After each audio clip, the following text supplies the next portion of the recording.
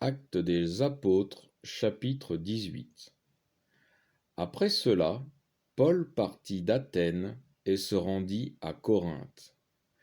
Il y trouva un Juif nommé Aquila, originaire du Pont, récemment arrivé d'Italie, et sa femme Priscille, parce que Claude, l'empereur, avait décrété que tous les Juifs eussent à s'éloigner de Rome. Alors l'empereur Claude, pour rappel, il a régné de 41 à 54 de notre ère. Je poursuis. Il alla les voir, et comme il avait le même métier, il demeura chez eux, et ils travaillaient. Ils étaient, en effet, faiseurs de tentes de leur métier.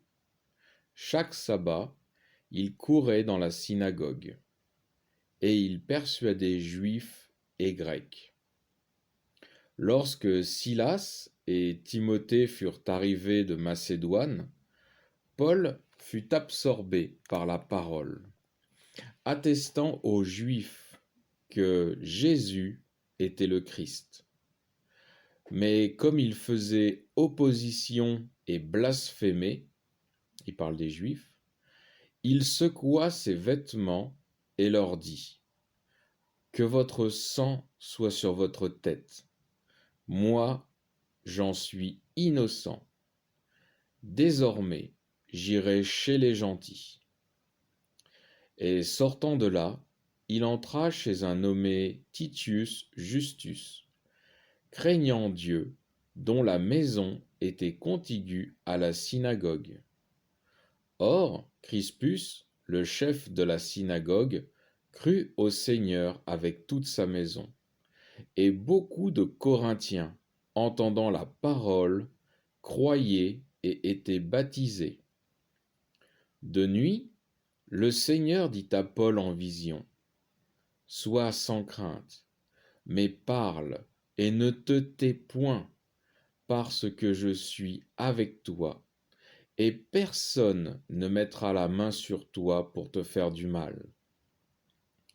Parce que j'ai un peuple nombreux dans cette ville. » Il y demeura 1 an et 6 mois, enseignant parmi eux la parole de Dieu.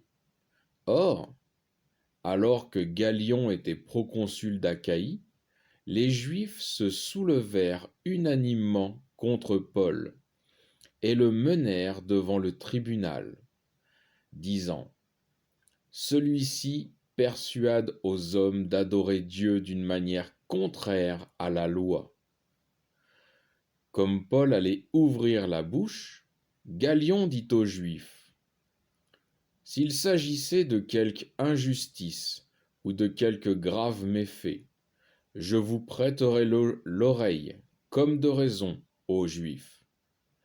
Mais s'il s'agit de discussions à propos de doctrine, de nom et de loi qui est vôtre, voyez-y vous-même, car je ne veux pas être juge de ces choses. » Et il les renvoya du tribunal. Alors tous, se saisissant de Sosthène, le chef de la synagogue, le battirent devant le tribunal, et de tout cela Galion n'avait cure. Cependant, Paul, après être resté encore assez longtemps à Corinthe, prit congé des frères. Il s'embarqua pour la Syrie, et avec lui Priscille et Aquila, après s'être fait raser la tête à Cenchréa, parce qu'il avait fait un vœu. Ils arrivèrent à Éphèse, et il les y laissa. Quant à lui, étant entré dans la synagogue, il s'entretint avec les Juifs. Ceux-ci le prièrent de prolonger son séjour, mais il n'y consentit point, et il prit congé d'eux en disant : « Je reviendrai vers vous, si Dieu le veut. » Et il partit d'Éphèse. Ayant débarqué à Césarée, il monta à Jérusalem, salua la communauté et descendit à Antioche. Après avoir passé quelque temps à Antioche, Paul repartit, parcourant successivement le pays de la Galatie et la Phrygie, affermissant tous les disciples. Or, un Juif nommé Apollos, originaire d'Alexandrie, homme éloquent, vint à Éphèse. Il était puissant dans la science des Écritures. Il avait été instruit de la voix du Seigneur et d'esprit ardent. Il parlait et enseignait avec exactitude ce qui concerne Jésus, bien qu'il ne connût que le baptême de Jean. Il se mit à parler avec assurance dans la synagogue. Priscille et Aquila, l'ayant entendu, le prirent avec eux et lui exposèrent plus exactement la voie du Seigneur.